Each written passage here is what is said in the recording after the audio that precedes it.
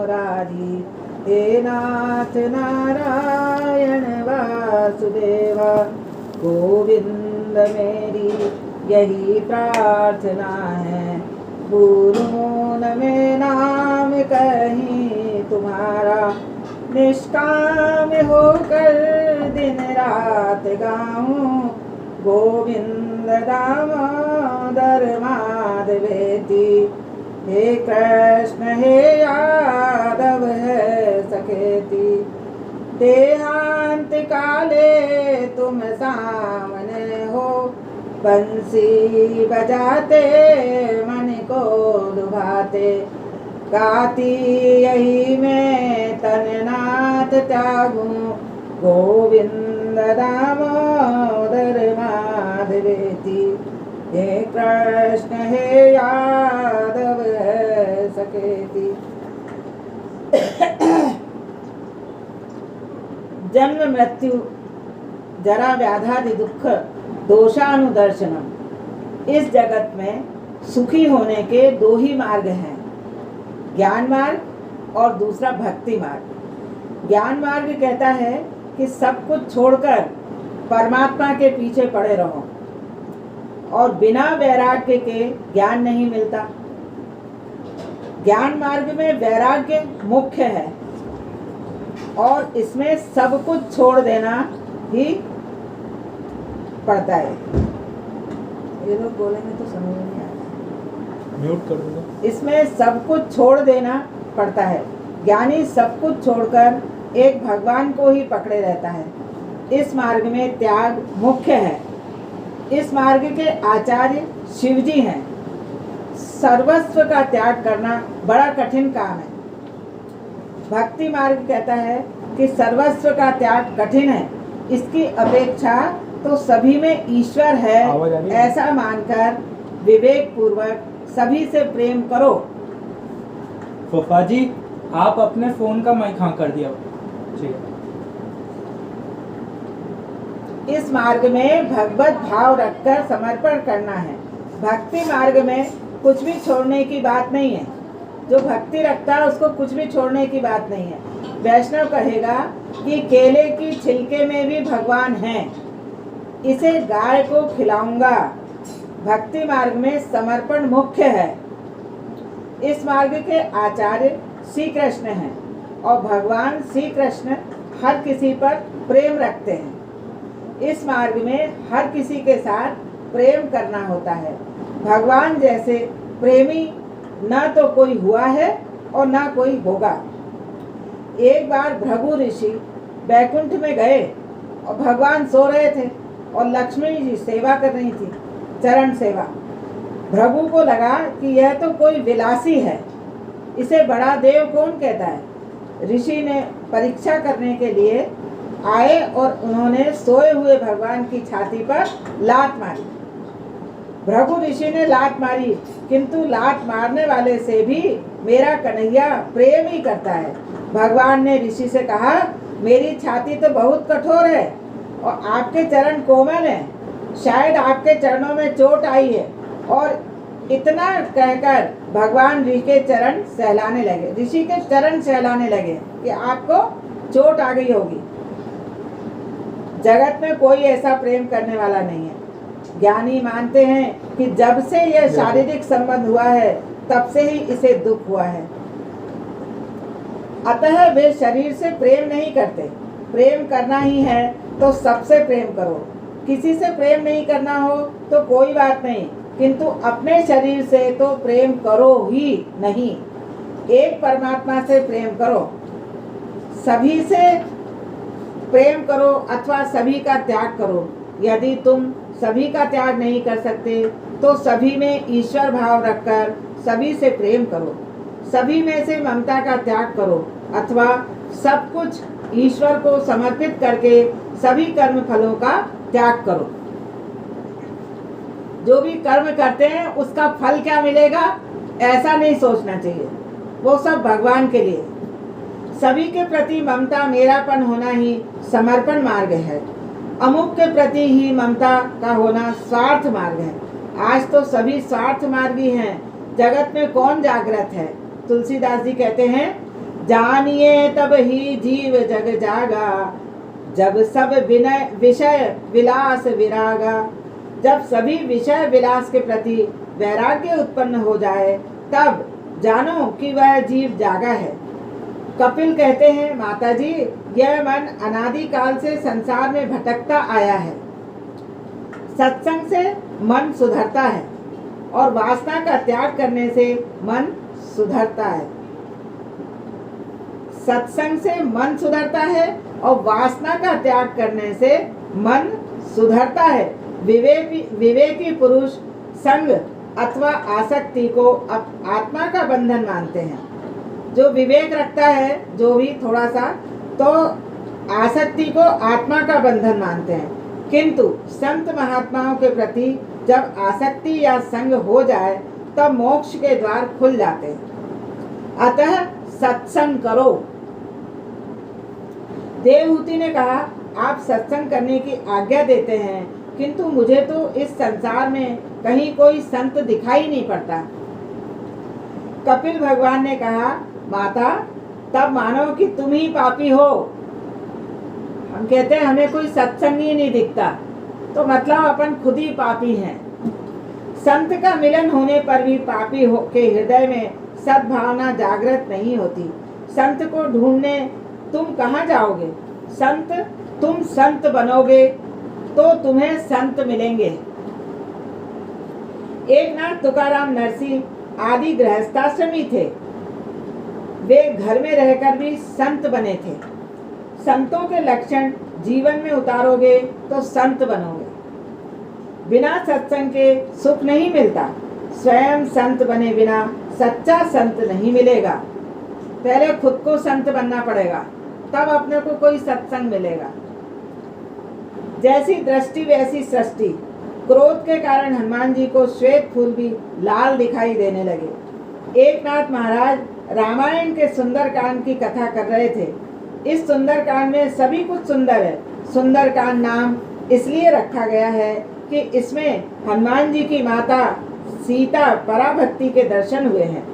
ब्रह्मचर्य और राम नाम साथ हो तो संसार सागर को पार किया जा सकता है। हनुमान जी जैसे ही इस सागर को पार कर सकते हैं। सागर पार करके हनुमान जी अशोक वन में आए और एक नाथ महाराज कथा में कहते हैं कि हनुमान जी जब अशोक वन में आए तब वहाँ वाटिका में सफेद फूल खिल रहे थे। जहाँ भक्ति वहाँ अशोक, शोक का अभाव। अशोक मतलब शोक का अभाव, जो शोक नहीं करे, शोक का अभाव। हनुमान जी कथा सुनने के लिए आए थे। उन्होंने प्रकट होकर विरोध किया कि महाराज, आप गलत कह रहे हैं। अशोक वन में उस समय लाल फूल खिले हुए थे, सफेद नहीं। मैंने अपनी आंखों से प्रत्यक्ष देखा था। एक नाथ महाराज ने कहा कि मैं तो अपने सीताराम को साक्षी मानकर कथा कह रहा हूँ। मुझे जैसा दिखाई दे रहा है वैसा ही कह रहा हूँ। दोनों श्री राम के पास गए। श्री रामचंद्र जी ने कहा कि आप दोनों की ही बात सही है। फूल तो सफेद ही थे, किंतु आंखों में आक्रोश वेश की लाली होने के कारण हनुमान जी ने फूल लाल देखे। जिसकी दृष्टि जैसी होती है उसे सृष्टि भी वैसी ही दिखाई देती है। दुर्योधन को जगत में कोई संत नहीं मिला, उसने सभी को दुर्जन ही पाया। युधिष्ठिर को कोई दुर्जन नहीं मिला, उसने सभी को सज्जन ही पाया। दुर्योधन को कोई संत नहीं मिला तो उसने सभी को दुर्जन पाया, है ना, सब बुरे लगे उसको। और युधिष्ठिर को कोई दुर्जन नहीं मिला, उसने सभी को सज्जन पाया। संतों के लक्षण में तितिक्षा को प्राधान्य दिया गया है। सहन करोगे तो सुखी होगे। सहन करना बहुत जरूरी है। सहन करोगे तो सुखी हो जाओगे। अभ्यास से चित्त वश में होता है। अभ्यास करना पड़ता है और अभ्यास से चित्त में शांति मिलती है, स्थिर होता है। और संत में धीरे धीरे प्रकृति भी अदृश्य हो जाती है। जो संसार में जागृत नहीं होता वह कभी कन्हैया को पा नहीं सकता। काम और अभिमान कंस हैं, वही सभी को कारागृह में रखते हैं। जागृत कौन है? मन से विषय सुख का त्याग करके जो भगवान के नाम का जप करे वह जागृत है। संतों का चरित्र पढ़ो। संतों को कई दुख सहने पड़े हैं। दुखों का संत पर कुछ असर नहीं होता। जो संत होता है उनको कभी दुख आता ही नहीं है, दुख पड़ता ही नहीं है। दुखों को का संत पर कुछ असर नहीं होता। अतिशय सहन करे वही संत है। जो सहन करता रहे वही संत है। एक नाथ महाराज पैठन में रहते थे। गोदावरी नदी की और जाने वाले मार्ग पर एक पठान रहता था। एक नाथ जी उसी रास्ते से स्नान करने के लिए जाते थे। वह पठान महाराज को बहुत सताता था, किंतु महाराज सभी कुछ सहते रहते थे। एक दिन पठान ने सोचा, ये ब्राह्मण क्रोध नहीं करता, आज मैं इसे क्रोध दिलाकर ही रहूंगा। महाराज स्नान करके वापस आ रहे थे तो पठान ने महाराज पर थूका। महाराज दूसरी बार स्नान करने गए। पठान ने फिर महाराज पर थूका। कई बार ऐसा होता रहा, किंतु महाराज क्रोधित नहीं हुए। गोदावरी से वे कहने लगे, तेरी कृपा है कि तू बार बार मुझे स्नान करने के लिए बुला रही है। पठान ने 108 बार महाराज पर थूका और उतनी ही बार एक नाथ जी गोदावरी में स्नान किया। अंत में पठान लज्जित हुआ। उसने महाराज के पांव छुए और क्षमा मांगी। उसने कहा, महाराज आप संत हैं, ईश्वर हैं, मैं आपको पहचान न सका। महाराज ने उत्तर दिया, क्षमा का कोई सवाल नहीं है। तुम्हारे कारण तो आज मुझे 108 बार गोदावरी स्नान का पुण्य मिला। शांति उसी की बनी रहती है जो अंदर से ईश्वर के साथ संबंध रहता है, वही शांत रहता है। जो ईश्वर से दूर है उसे शांति कहाँ से मिलेगी। कपिल जी कहते हैं, माता जो बहुत सहन करता है वही संत बन सकता है। अतिशय विपत्ति को भी जो ईश्वर का अनुग्रह समझे वही महान वैष्णव है। अगर आपके विपत्ति आई है और भगवान की कृपा समझो कि वो भगवान ने अपने ऊपर ये कृपा करी है, तो आप वैष्णव है। जगत में सब कुछ सहन करो। अहंकार का अस्तित्व है, अतः प्रकाश का मूल्य है। अंधकार का अस्तित्व है, अतः प्रकाश का मूल्य है। संतों का पहला लक्षण तितिक्षा है, तो दूसरा है करुणा, और तीसरा लक्षण है सभी देहदारियों के प्रति सुहृदय भाव। अजात शत्रु, शांत, सरल स्वभाव आदि भी संतों के लक्षण हैं। शांति की परीक्षा प्रतिकूलता में होती है। जब कोई प्रतिकूल विपत्ति होती है और उसमें अपन शांत बने रहें तो परीक्षा होती है। आपको वो परीक्षा है आपकी। अर्थ, धन, संपत्ति से प्रतिदिन संबंध रखते हो, किंतु उनके साथ परमात्मा से भी संबंध रखोगे तो संपत्ति भी मिलेगी और शांति भी मिलेगी। भागवतकार कहते हैं, इस जीवन गाड़ी की केवल पटरी ही बदलनी है, ईश्वर के लिए कुछ न कुछ त्याग करो।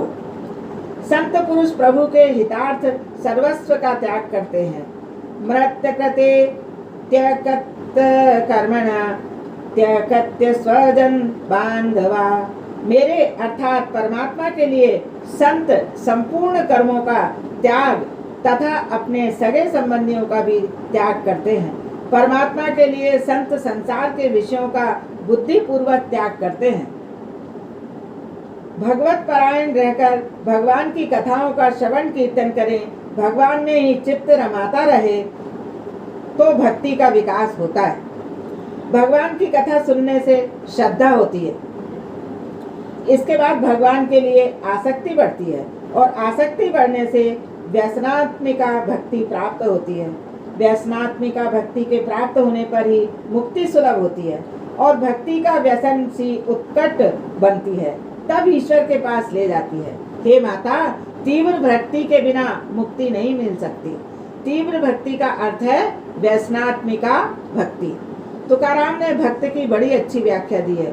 एक क्षण भी जो भगवान से विभक्त न हो वह भक्त है।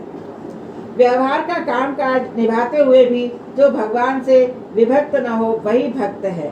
तीव्रेण भक्ति योगेन, माता देवहूति को तीव्र भक्ति करने की आज्ञा दी उनके बेटे ने।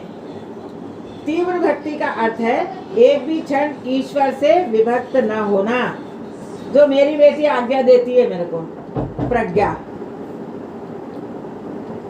इस तरह प्राकृतिक गुणों से निष्पन्न शब्दादि विषयों का त्याग करके वैराग्य युक्त ज्ञान से, योग से और मेरे प्रति की गई सुदृढ़ भक्ति से मनुष्य अपने इसी देह में अपनी अंतरात्मा के समान मुझे प्राप्त कर लेता है। भगवान की अहेतु की निष्काम भावना भक्ति से भी श्रेष्ठ है। भगवान के लिए जो भी करें निष्काम भाव से भक्ति से भी श्रेष्ठ है। कपिल भगवान माता देवहूति से कहते हैं, जो दृश्यमान है वह सत्य है। असत्य होते हुए भी स्वप्न सुख और दुख देता है। स्वप्न देखने वाले को जिस प्रकार मस्तक बिना कटे भी उसके काटे जाने की भ्रांति होती है और वह रोने लगता है, उसी प्रकार अविद्या के कारण जीवात्मा की भ्रांति होती है। इसे ही माया कहते हैं। जैसे मृत्यु के न होने पर भी वह स्वप्न में दिखाई देती है, उसी तरह तात्विक दृष्टि से कुछ न होते हुए भी जागृतावस्था में माया और अज्ञान के कारण सबका आभास होता है। कपिल आगे कहते हैं, माता, जगत स्वप्न जैसा है।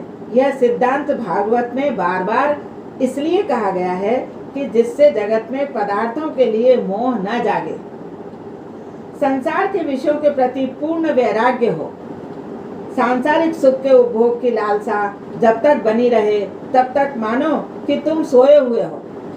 जागे हुए को ही कन्हैया मिलता है। सुख भोगने की इच्छा बड़ी दुखद है।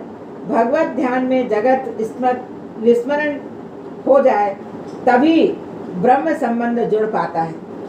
ध्यान में प्रथम शरीर को स्थिर करो, आंखों को स्थिर करो और अंत में मन को स्थिर करो।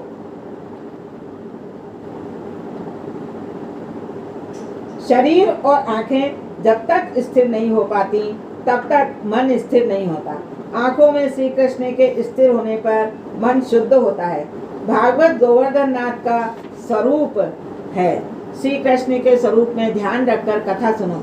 आंखें श्री कृष्ण में और प्राण कानों में स्थिर करके कथा सुनो। जिसे ध्यान करना है वह एक आसन पर बैठे और मन को स्थिर करे। ध्यान करते समय संसार को मन से निकाल बाहर करो। ध्यान करने से मन स्थिर होता है। बिना ध्यान के दर्शन परिपूर्ण नहीं होता। भोग भूमि में रहकर भगवान का ध्यान करना टेढ़ा काम है। संसार में रहकर ज्ञान भक्ति में निष्ठा रखना सरल नहीं है। भूमि का मन पर प्रभाव पड़ता है। ध्यान करने वाले को चाहिए कि वह पवित्र और एकांत स्थान में बैठकर ध्यान करे। कपिल जी आगे कहते हैं, माता, जिसे ध्यान करना है वह परिमित मात्रा में पवित्र भोजन का सेवन करे। आहार सात्विक और अल्प होना चाहिए। जिसे अजीर्ण होगा वह ब्रह्मचर्य का पालन नहीं कर सकेगा। जिसे ध्यान करना हो वह चोरी न करे। अस्तेयमय, मनुष्य कई बार आँख और मन से भी चोरी करता है। अन्य की वस्तु का मानसिक चिंतन भी चोरी है। जो ध्यान करना चाहता है उसे ब्रह्मचर्य का भी पालन करना होता है। तब सभी इंद्रियों से ब्रह्मचर्य का पालन किया जाए। कई लोग शारीरिक ब्रह्मचर्य का पालन तो करते हैं किंतु मानसिक ब्रह्मचर्य का पालन नहीं करते। ब्रह्मचर्य का मानसिक भंग शारीरिक भंग जैसा ही है। मन से करो या आंखों से, किंतु चोरी तो चोरी है। अतः प्रत्येक इंद्रिय से ब्रह्मचर्य का पालन करो। केवल शरीर से नहीं, मन से भी ब्रह्मचर्य का पालन करो। एक दिन के ब्रह्मचर्य का भंग से 40 दिनों तक मन स्थिर नहीं होता। जब तक देह का भान है तब तक धर्म को न छोड़ो। इसके बाद ध्यान ही विधि बताई गई है। इसका वर्णन पहले किया गया है।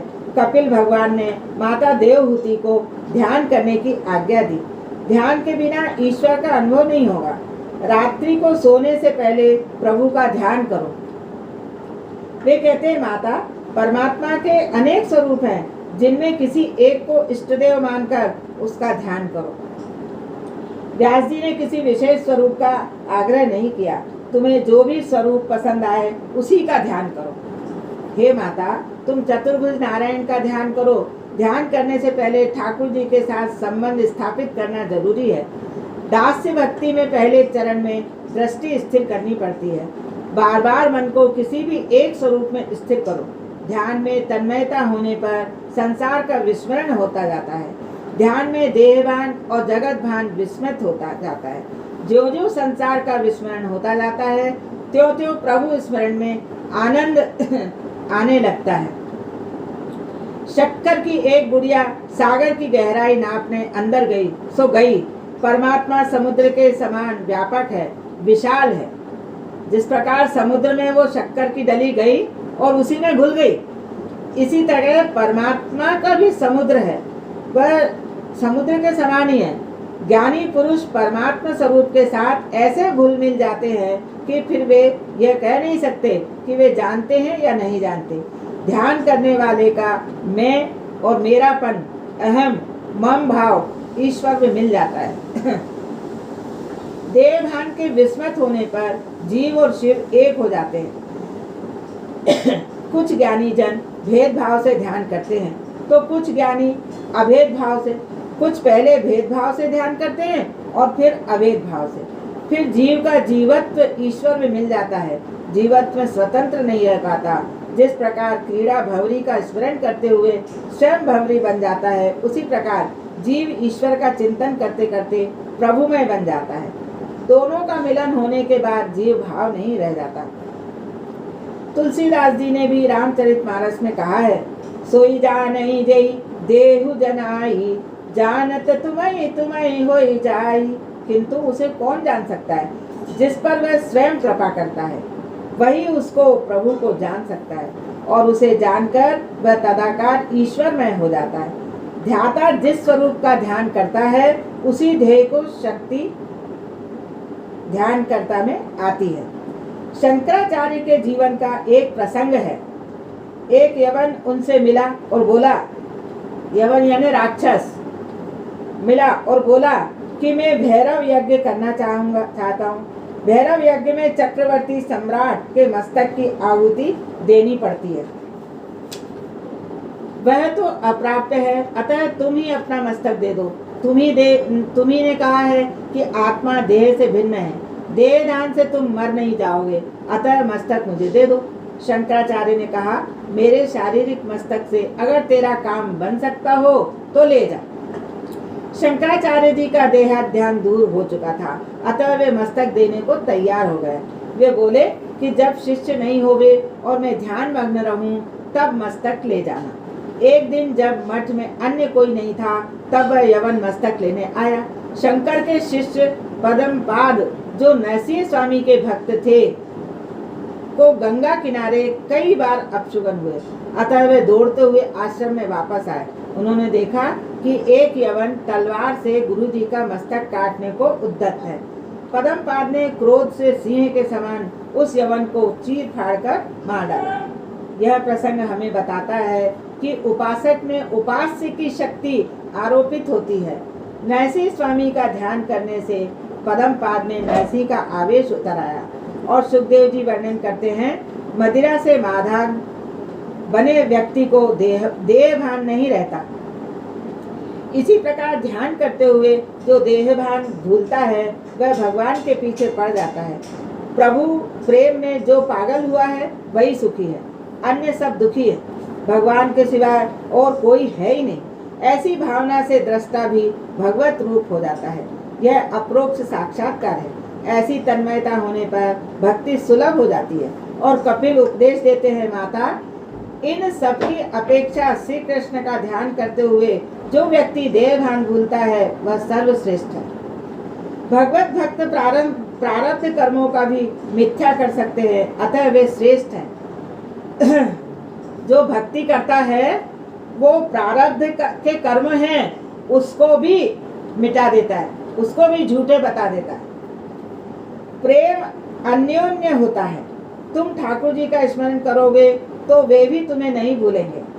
भगवान का भक्त भगवान से भी आगे है बढ़कर। राम ते अधिक राम का दासा। मेरे निष्काम भक्त किसी राम का दासा यानी राम के जो दास होते हैं वो राम से भी बढ़ के होते हैं। मेरे निष्काम भक्त किसी भी प्रकार की मुक्ति की इच्छा नहीं करते। मेरी सेवा के अतिरिक्त वे कोई और इच्छा नहीं करते। सालोक्य साष्टि सामीप्य सारूप्य कत्वमप्यतु दीयमानं न गृह्णन्ति बिना मत्सेवनं जना। मेरे निष्काम भक्त मेरी सेवा को छोड़कर सालोक्य साष्टि सामीप्य सारूप्य और सायुज्य मुक्ति को भी स्वीकार नहीं करते। नरसिंह मेहता ने गाया है, हरिना जन को मुक्ति न मांगे, यानी हरि का जो होता है वो मुक्ति नहीं मांगता। मांगे जन्म जन्म अवतार रे, नित सेवा नित कीर्तन ओछव निरखवानंद कुमार रे। धन्य वृंदावन धन्य ए लीला, धन्य है ब्रज का वासी रे। अष्ट महासिद्धि आंगणिये उभी मुक्ति छे एमनी दासी रे। भूतल भक्ति पदार्थ मोटू ब्रह्मलोक माना ही रे। अर्थात हरिजन मुक्ति नहीं पुनः पुनः जन्म लेना चाहता है कि जिससे प्रभु की नित्य सेवा कीर्तन उत्सव करके नंद कुमार का दर्शन किया जा सके। वृंदावन धन्य है, लीला धन्य है और वे ब्रजवासी भी धन्य हैं जिनके आंगन में अष्ट महासिद्धि खड़ी हैं और मुक्ति जिनकी दासी है। ब्रह्मलोक में भी जो प्राप्त नहीं हो सकती ऐसी श्रेष्ठ भक्ति केवल पृथ्वी पर ही प्राण है। कहीं पे भी भक्ति आदमी नहीं कर पाता जो पृथ्वी लोक पे करता है। मेरे भक्तजन मेरे प्रेम रूपी अप्राकृत स्वरूप को प्राप्त करते हैं, जबकि देह गेह में आसक्त पुरुष अधोगति पाते हैं। कपिल जी कहते हैं, माता मैं और क्या कहूँ, ईश्वर से विभक्त हुआ जीव कभी सुखी नहीं हो सकता। वृद्धावस्था में यह शरीर तो जर्जर होता है किंतु मन और बुद्धि जवान रहती है। यौवन में जिनका उपभोग किया था उन सुखों का मन बार बार चिंतन करता है। भगवान का चिंतन न हो सके तो कोई बात नहीं, किंतु सांसारिक विषयों का चिंतन तो कभी न करो। वृद्धावस्था में दुख सहना पड़ता है, सेवा कोई नहीं करता। यदि तुम माता पिता की सेवा करोगे तो वृद्धावस्था में तुम्हारी संतान भी तुम्हारी सेवा करेगी। माता पिता, गुरु, अतिथि और सूर्य इस संसार में प्रत्यक्ष देव हैं, इनकी सेवा करो। मनुष्य के पास वृद्धावस्था में धन नहीं होगा तो उसकी दशा कुत्ते जैसी होगी। गृहपाल इहावर हरण वृद्धावस्था में दुखी होने पर भी ममता नहीं छूटती है। औरों को सुखी करोगे तो स्वयं भी सुखी रहोगे, औरों को सुखी करोगे तो स्वयं भी सुखी रहोगे। वृद्धावस्था में शरीर के दुर्बल हो जाने पर भी सत्संग और भजन करने से मन और जीव युवा रहेंगे। वृद्धावस्था में यह जीव बहुत सताती है।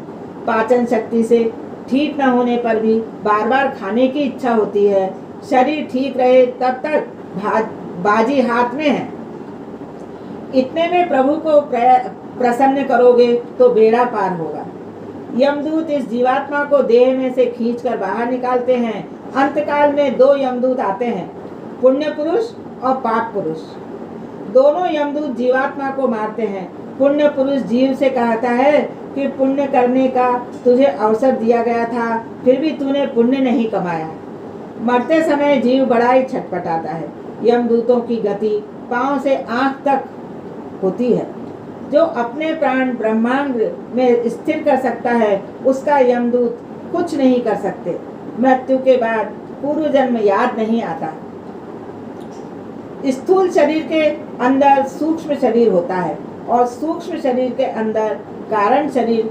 सूक्ष्म शरीर के अंदर रहने वाली वासनाएं ही कारण शरीर है। यमदूत जीवात्मा को अपने साथ यमपुरी ले जाता है। अतिशय पापी व्यक्ति के लिए यमपुरी का मार्ग भयंकर होता है। पापी को गर्म बालू पर चलना पड़ता है। यमराज की सभा में जीवात्मा द्वारा किए गए पापों की सूची चित्रगुप्त जीवात्मा को सुनाते हैं। 14 साक्षी भी उपस्थित किए जाते हैं। वे साक्षी हैं पृथ्वी, चंद्र, सूर्य आदि। जीवात्मा को उसके पापों के अनुसार दंड दिया जाता है। यदि किसी के पाप पुण्य समान हो तो उसे चंद्रलोक में भेजा जाता है। पुण्य के समाप्त होने पर जीव को फिर मनुष्य लोक में जन्म लेना पड़ता है। अनगिनत जन्म मरण का दुख उसे भुगतना पड़ता है। पशु पक्षियों की योनियों में कई प्रकार के कष्ट सहन करने के बाद जीव मनुष्य योनि पाता है। गर्भाधान के दिन जीव पानी के बुलबुले सा सूक्ष्म होता है। 10 दिनों के बाद वह फल सा बड़ा होता है। 1 मास के बाद गर्भ सिर वाला होता है और 2 मास के बाद हाथ पांव, 3 मास के बाद बाल नाखून, 4 महीने के बाद 7 धातु, 5 महीनों में भूख प्यास का ज्ञान और 6 महीने में माता के पेट में भ्रमण। ऐसा क्रम है। माता के द्वारा खाई हुई मिर्ची, कटु, खट्टा, गर्म आदि आहार से उसके अंगों में वेदना होती है। इस तरह गर्भ में वह कई प्रकार के कष्ट झेलता है। पिंजड़े में बंद पक्षी की भांति वह कुछ भी करने में असमर्थ है। 7वें महीने में जीवात्मा को पूर्व जन्म का ज्ञान होता है। वह गर्भ में प्रभु की स्तुति करता है, नाथ मुझे बाहर निकालो। गर्भावास और नरकवास एक समान ही है। मुझे बाहर निकालोगे तो मैं आपकी सेवा करूंगा, भक्ति करूंगा। गर्भ में जीव ज्ञानी होता है।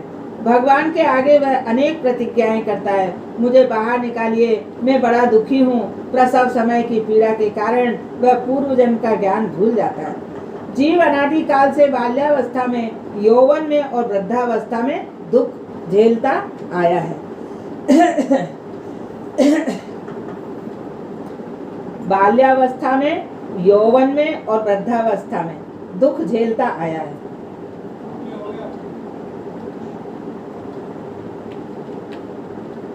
जन्म होते ही माया का स्पर्श हो जाता है।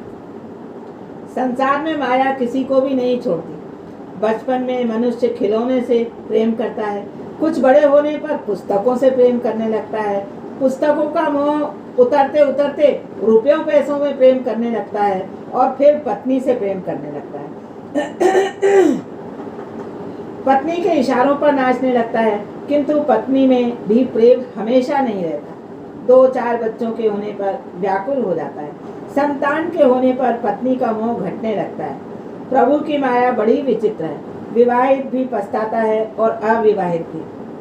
अनेक जन्मों से यह जीव इसी तरह भटकता आया है। अतः कपिल भगवान कहते हैं, माता अब तुम्हें कब तक भटकना है?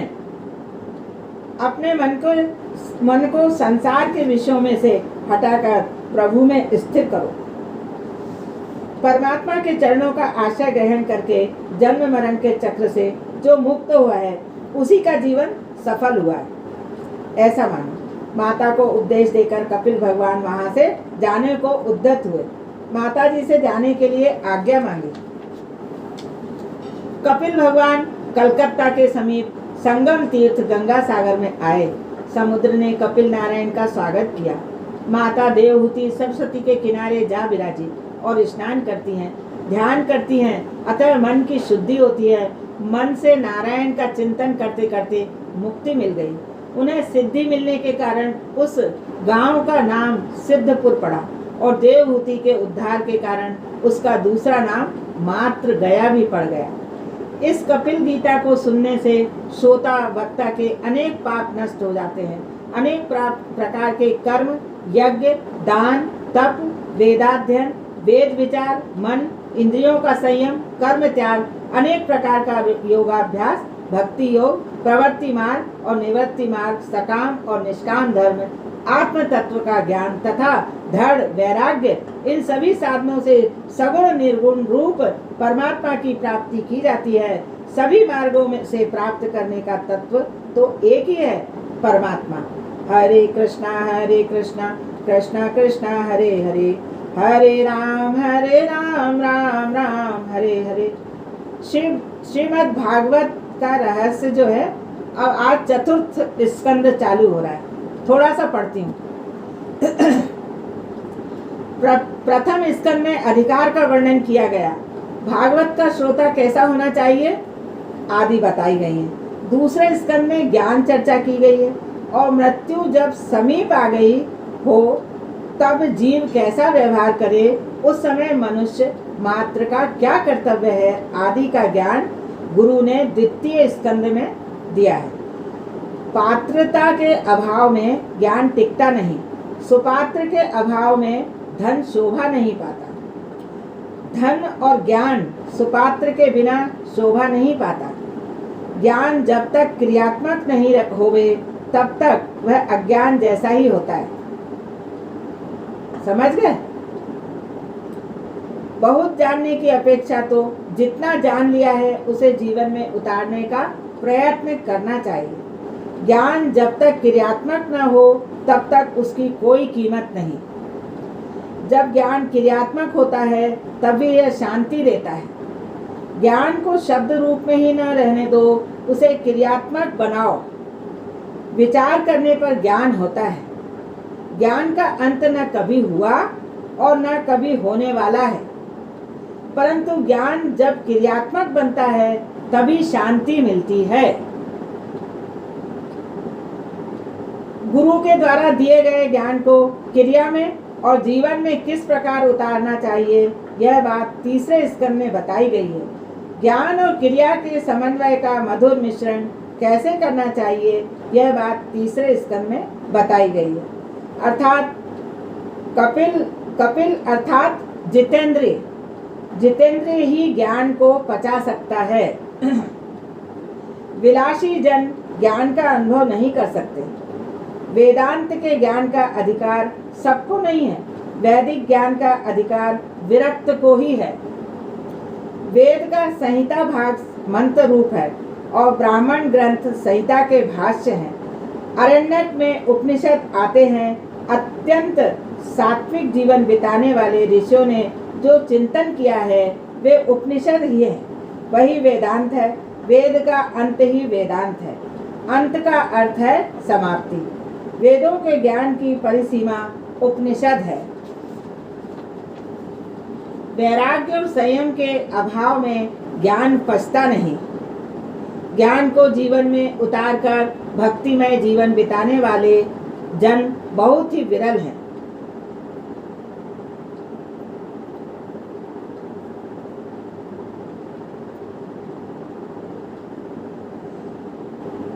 ज्ञान प्राप्त करना हो तो सरस्वती के किनारे रहना पड़ेगा, कर्दम होना पड़ेगा। आप कर्दम बनोगे तो आपकी बुद्धि देवहूति बनेगी, अर्थात आप जितेंद्रिय बनोगे तो आपकी बुद्धि निष्काम होगी और ज्ञान सिद्ध होगा। ज्ञान के सिद्ध होने के बाद पुरुषार्थ सिद्ध होगा। और चौथे स्कंद में ऐसे 4 पुरुषार्थ की कथा कही गई। अब जो कथा आएगी पुरुषार्थ की आएगी। तृतीय स्कंद में सर्ग लीला थी और चौथे स्कंद में विसर्ग लीला है और पुरुषार्थ 4 हैं: धर्म, अर्थ, काम और मोक्ष। अतः चौथे स्कंद में 4 प्रकरण हैं। धर्म प्रकरण में 7 अध्याय हैं। 7 प्रकार की शुद्धि होने पर धर्म की सिद्धि होती है। जिसमें 7 प्रकार की शुद्धि होती है उसी को धर्म की सिद्धि प्राप्त होती है। वो आप कौन सी 7 शुद्धियाँ? देश शुद्धि, काल शुद्धि, मंत्र शुद्धि, देह शुद्धि, विचार शुद्धि, इंद्रिय शुद्धि और द्रव्य शुद्धि। अर्थ प्रकरण में 5 अध्याय हैं जो ये बताते हैं कि अर्थ की प्राप्ति 5 साधनों से होती है। अर्थ की प्राप्ति के 5 स्थान हैं, साधन हैं: माता पिता का आशीर्वाद, गुरु की कृपा, उद्यम, प्रारब्ध और प्रभु की कृपा। इस 5 प्रकार के साधनों से ध्रुव को अर्थ की प्राप्ति हुई थी। काम प्रकरण में 11 अध्याय हैं। इन अध्यायों में बताया है कि काम 11 इंद्रियों में बसा हुआ है। 5 ज्ञानेंद्रियां और 5 कर्मेंद्रियां, 11वां मन। इन 11 ठिकानों में काम बसा है। रावण के 10 मस्तक थे। रावण अर्थात काम 10 इंद्रियों में बसा हुआ है। जो सबको आनंद देता है वह राम है। जो सबको रुलाता है वह रावण है। काम जीव मात्र को रुलाता है। काम मन में से जाता नहीं है और काम विघ्न रूप है। काम आँख द्वारा मन में प्रवेश करता है, इसीलिए आँखों में रावण को काम को न आने दो। आंखों में रावण काम को ना आने दो। जैसे राम जैसे निर्विकारी बनो। रावण अर्थात काम मरेगा, काम मरेगा तो राम मिलेंगे। मोक्ष प्रकरण के 8 अध्याय हैं। प्रकृति के 8 विभाग हैं। पृथ्वी, जल, अग्नि, वायु, आकाश, मन, बुद्धि और अहंकार। इस अष्टधा प्रकृति को जो वश में रखता है उसे मोक्ष मिलता है। जो अष्टधा प्रकृति के बंधन से मुक्त होता है वह कृतार्थ होता है। मोक्ष प्रकरण समझ में आया? फिर से सुन लो। पृथ्वी, जल, अग्नि, वायु, आकाश, मन, बुद्धि और अहंकार, इस अष्टधा प्रकृति को जो वश में कर लेता है उसे मोक्ष मिल जाता है। और जो अष्टधा प्रकृति के बंधन से मुक्त होता है वह कृतार्थ होता है। प्रकृति पर विजय पाने वाले को मुक्ति मिलती है। और पृथ्वी, जल, आकाश, वायु, तेज, मन, बुद्धि और अहंकार को काबू में रखो। प्रकृति का अर्थ है स्वभाव। प्रकृति का अर्थ है स्वभाव। अनेक जन्मों के संस्कार मन में संचित रहते हैं। बड़े बड़े ऋषि भी प्रकृति के अर्थात स्वभाव को वश में नहीं रख सकते हैं। वे बंधन में पड़े हुए हैं। अष्टधा प्रकृति में विजय पाने वाले को मुक्ति मिलती है। प्रकृति के वश में जो होता है वह जीव है। प्रकृति को जो वश में रखता है वह ईश्वर है। श्रवण, कीर्तन आदि 8 प्रकार की भक्ति जिसकी सिद्ध होती है वह ईश्वर का हो जाता है। तुम भगवान जैसे न बन सको तो कोई हर्ज नहीं, मगर भगवान के तो होकर रहो। इस प्रकार चौथा स्कंद 31 अध्यायों का है। 4 पुरुषार्थों में धर्म प्रथम है और अंतिम मोक्ष। बीच में अर्थ और काम है। इस क्रम में भी रहस्य है। धर्म और मोक्ष के बीच में काम और अर्थ को रखा गया है। यह क्रम बतलाता है कि अर्थ और काम को धर्म और मोक्ष के अनुसार प्राप्त करना है। धर्म और मोक्ष ये दोनों मुख्य पुरुषार्थ हैं। अर्थ और काम गौण है। धर्म के विपरीत कोई भी पुरुषार्थ सिद्ध नहीं होता। धर्म का हमेशा स्मरण रखो। मुख्य पुरुषार्थ धर्म है। धर्मानुसार ही अर्थ और काम की प्राप्ति करनी है। पैसा मुख्य नहीं है, धर्म ही मुख्य है। मानव जीवन में धर्म ही प्रधान है। धन से सुख नहीं मिलता, सुख मिलता है अच्छे संस्कारों से और सदाचार से, प्रभु भक्ति और त्याग से। धर्म से धन कभी भी श्रेष्ठ नहीं हो सकता। धर्म इहलोक और परलोक में सुख देता है। इस लोक में भी सुख देगा और परलोक में भी सुख देगा। मरने के बाद साथ धन नहीं जाता, धर्म ही साथ जाता है। अतः धन से धर्म श्रेष्ठ है। जब से लोग अर्थ को महत्व देने लगे हैं तब से जीवन बिगड़ गया। स्वामी श्री शंकराचार्य ने एक जगह अर्थ को अनर्थ कहा है। अर्थम अनर्थ भावय नित्यम, अर्थात अर्थ को अनर्थ समझो। मनुष्य जब धर्म को धन से विशेष समझता है तब जीवन सुधरता है। अर्थ को धर्मानुकूल रखो। जो अर्थ धर्मानुकूल नहीं होता वह अनर्थ है। देश को संपत्ति की जितनी जरूरत है उससे अधिक अच्छे संस्कारों की जरूरत है। अपने जीवन में धर्म को सबसे ऊंचा स्थान दो। जीवन में जब काम, सुख और अर्थ गौण बनते हैं तभी जीवन में दिव्यता आती है। दिव्यता का अर्थ है देवत्व। धर्म की गति सूक्ष्म है। धर्म भी अनेकों बार अधर्म बन जाता है। सद्भावना के अभाव में धर्म किया गया धर्म सफल नहीं होता। धर्म की गति सूक्ष्म है। धर्म भी अनेकों बार अधर्म बन जाता है। सद्भावना के अभाव में, आपकी भावना अच्छी नहीं हो, उसके अभाव में किया गया धर्म सफल नहीं होता। सत का अर्थ है ईश्वर। जो सब में प्रत्यक्ष ईश्वर भाव सिद्ध करे उसी का धर्म पूर्णतः सफल होता है। मनुष्यों के शत्रु बाहर नहीं है, वे तो मन के अंदर हैं। अंदर के शत्रुओं को मारोगे तो जगत में तुम्हारा कोई शत्रु होगा ही नहीं। धर्म क्रिया सद्भाव के बिना सफल नहीं होती। जगत के किसी भी जीव के प्रति कुभाव रखोगे तो वह जीव भी तुम्हारे प्रति कुभाव रखेगा। सभी क्षेत्रों में क्षेत्रज्ञ रूप से परमात्मा बसे हुए हैं। किसी भी जीव के प्रति कुभाव रखना ईश्वर के प्रति कुभाव रखना है। हरेक के हृदय में जब ईश्वर है और आप उसके किसी भी के भी प्रति कुभाव रखोगे तो आपने भगवान से ही कुभाव करा है। शास्त्रों में तो यहाँ तक कहा गया है कि किसी जीव के साथ तो क्या, किसी जड़ पदार्थ के प्रति भी कुभाव नहीं होना चाहिए। कहा गया है सुहृदय सर्वभूता नाम। ऐसा नहीं कहा गया कि सुहृदय सर्वजीवा नाम। जड़ पदार्थों के साथ भी प्रेम करना है। सब में सद्भाव रखो, अर्थात जड़ पदार्थों के प्रति भी प्रेम रखो। मनुष्य में जब स्वार्थ बुद्धि जागती है तब वह दूसरे का विनाश करने के लिए तत्पर होता है। तुम यदि दूसरों के प्रति कुभाव रखोगे तो उसके मन में भी तुम्हारे प्रति कुभाव होगा। जैसा तुम दूसरे के प्रति सोचोगे वैसे ही वो तुम्हारे लिए सोचेगा। भाव शुद्धि सबसे बड़ा तप है। जो भाव शुद्ध रखता है वो बहुत बड़ा तप है। तप मानव जीवन तप के लिए ही है। जगत के किसी भी जीव के प्रति बैर नहीं रखो।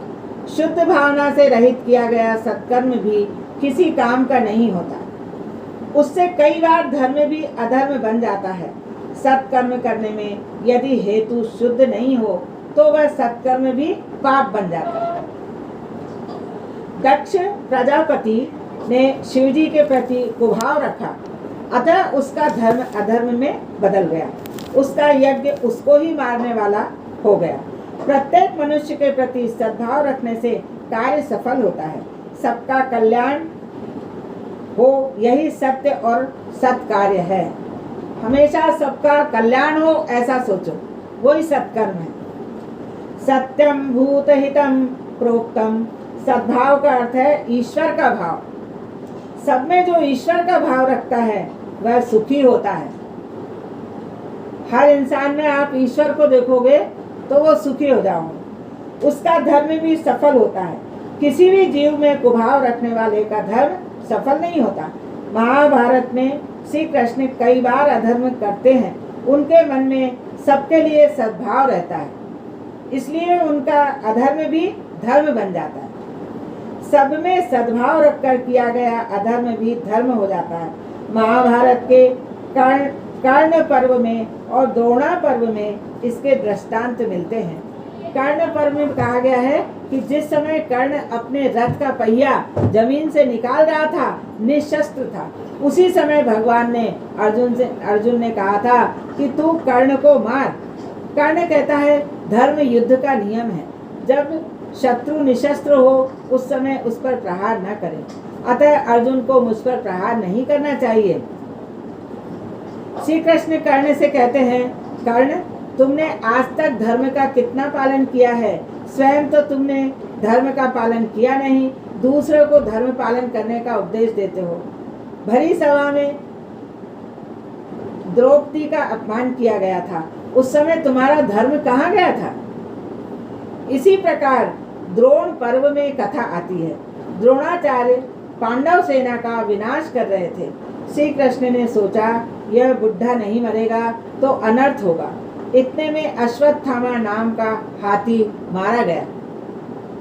श्री कृष्ण ने सोचा यदि द्रोणाचार्य को कहा जाए कि तुम्हारा पुत्र मारा गया तो पुत्र शोक में वे शस्त्र त्याग कर देंगे। यह विचार कर उन्होंने घोषणा करवा दी कि अश्वत्थामा मारा गया।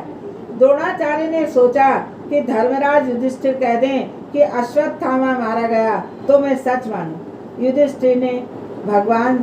युधिष्ठिर से भगवान कहते हैं, बोलो अश्वत्थामा मारा गया। युधिष्ठिर कहते हैं, राज्य के लिए मैं असत्य कैसे बोलूं?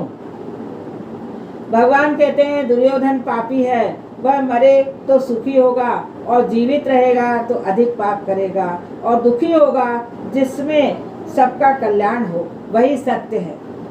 जिसमें सबका कल्याण हो, उसमें कोई बुरी बात भी हो तो सत्य है। द्रोणाचार्य ब्राह्मण होकर भी अधर्मी दुर्योधन का सहायता कर रहे हैं, वे पाप कर रहे हैं। द्रोणाचार्य अगर युद्ध छोड़ दें तो उनके द्वारा ज्यादा अधर्म नहीं होगा। इसलिए कहता हूँ कि बोलो अश्वत्थामा हतः, असत्य बोलने का पाप न लगे। इसलिए वे उसके बाद बोले नरो व कुंजरो व, परंतु अंतिम शब्द किसी को सुनाई दे इसके पहले ही प्रभु ने उच्च स्वर में शंखनाद किया, अतएव अंतिम शब्द किसी को सुनाई नहीं दिए। दक्ष प्रजापति का यज्ञ रूप धर्म शिवजी के प्रति कुभाव रखने के कारण अधर्म बनकर उसको ही मारने वाला हुआ। दूसरी तरफ श्री कृष्ण का असत्य भाषण रूप अधर्म भी सबके कल्याण के लिए किया गया होने के कारण धर्म रूप बन गया। सत्कर्म करते समय भाव शुद्ध रखो, हृदय शुद्ध रखो। शुद्ध भाव रखना ही सबसे बड़ा तप है। इसलिए तो सर्वेषां अविरोधेन ब्रह्म कर्म समारभे, यह मंत्र बोलकर प्रत्येक सत्कर्म का आरंभ किया जाता है। सबके प्रति सद्भाव रखो, सबको सद्भाव से देखो। सद्भाव के बिना किया हुआ सत्कर्म सफल नहीं होता। पार्वती का अर्थ है बुद्धि, और बुद्धि विद्या में मत्सर है। लक्ष्मी का अर्थ है द्रव्य, और द्रव्य में ईर्षा अर्थात असूया रहती है। ब्राह्मणी रजोगुणी है। सावित्री ने भी ब्रह्मा जी से इसी प्रकार की विनती की। शंकर, विष्णु, ब्रह्मा तीनों देवता चित्रकूट में एक साथ मिले। तीनों देवता अनसुया के आश्रम में आए। भिक्षा मांगते हुए उन्होंने कहा, हम भिक्षा चाहते हैं, मगर आप नग्न होकर भिक्षा दें।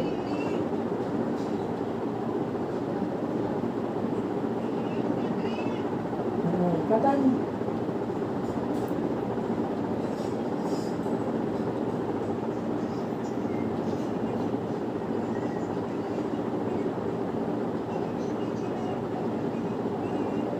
सुनो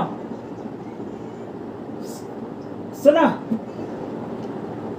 पार्वती का हाँ, और बुद्धि विद्या में मत्सर है, और लक्ष्मी का अर्थ है द्रव्य। लक्ष्मी का अर्थ है द्रव्य, और द्रव्य में ईर्षा अर्थात असूया रहती है। नहीं आ रहा? सुनाई नहीं है? हाँ, नहीं नहीं,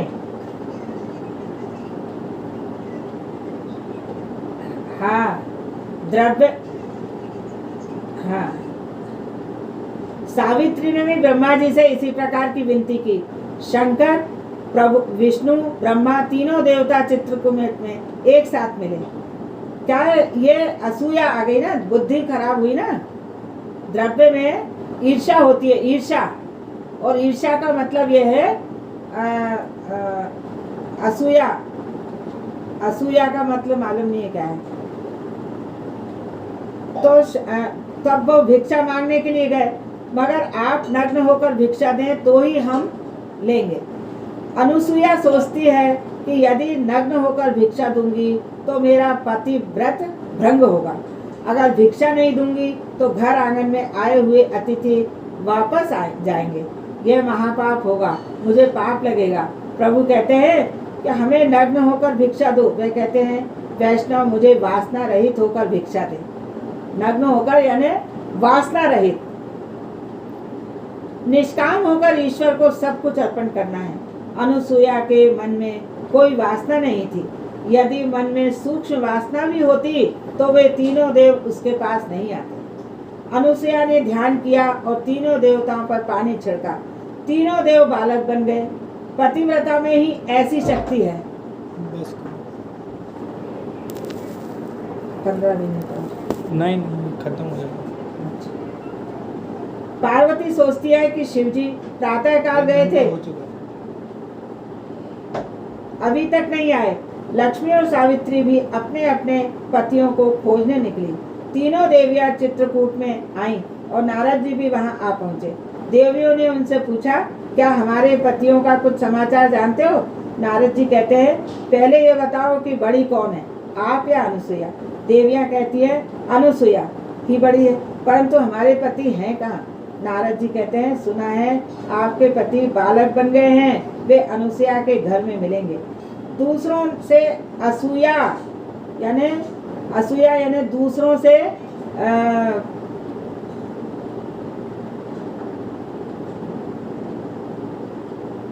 ईर्ष्या, दूसरों से ईर्ष्या करने वालों को शांति नहीं मिलती। देवियां डरती हैं, सोचती हैं हम वहां जाएं और अनुसुईया शाप दे दो तो नारद जी कहते हैं, आप भले मत्सर करें परंतु अनुसुईया मत्सर नहीं करेगी। अनुसुईया ने देवताओं से अनेक प्रतिज्ञाएं करवाई हैं। आज से प्रतिज्ञा करो कि पतिव्रता को कभी कष्ट नहीं दोगे, जगत की किसी भी स्त्री को नहीं सताओगे। इतने में अत्रि ऋषि पधारते हैं। ये 3 बालक कौन है? अनुसुईया कहती हैं, ये 3 मेरे बालक हैं और ये मेरे बालकों की बहुएं हैं। अत्रि ऋषि कहते हैं, देवी ऐसा न कहो, ये तीनों महान देवता हैं। इसके बाद जल छिड़का और तीनों देवता प्रकट हुए। तीनों देवता कहते हैं, आपके आंगन में हम बालक होकर खेले हैं, वह सुख सदा के लिए हम आपको देंगे। इन तीनों देवताओं का तेज मिलकर दत्तात्रेय के रूप में प्रकट हुआ है। जीव जब कुछ मांगता नहीं है तब परमात्मा उसे अपने स्वरूप का दान करते हैं। गुरु कृपा के सिवाय मार्गदर्शन मिलता नहीं है और गुरु दत्तात्रेय मार्गदर्शन कराने वाले हैं। उनका जन्म मार्ग शीर्ष मास में हुआ है। बस। श्री कृष्ण गोविंद हरे मुरारी, हे नाथ नारायण वासुदेवा, गोविंद मेरी यही प्रार्थना है, भूलूं न मैं नाम कहीं तुम्हारा, निष्काम होकर दिन रात गाऊं, गोविंद दामोदर माधवेति, हे कृष्ण हे यादव है सखेति।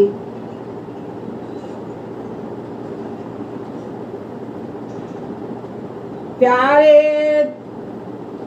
प्यारे जरा तो मन में विचारो, क्या साथ लाए क्या ले चलोगे, गाओ यही नाम सदा पुकारो, गोविंद दामोदर माधवेति। नाता भला क्या जग से हमारा, आए यहाँ क्या कर रहे हो, सोचो विचारो हरि को पुकारो, गोविंद दामोदर माधवेति, हे कृष्ण हे यादव है सखेति। सच्चे सखा हैं हरि ही हमारे, माता पिता शील बंधु प्यारे, भला इसी में दिन रात गाओ, गोविंद दामोदर माधवेति, हे कृष्ण हे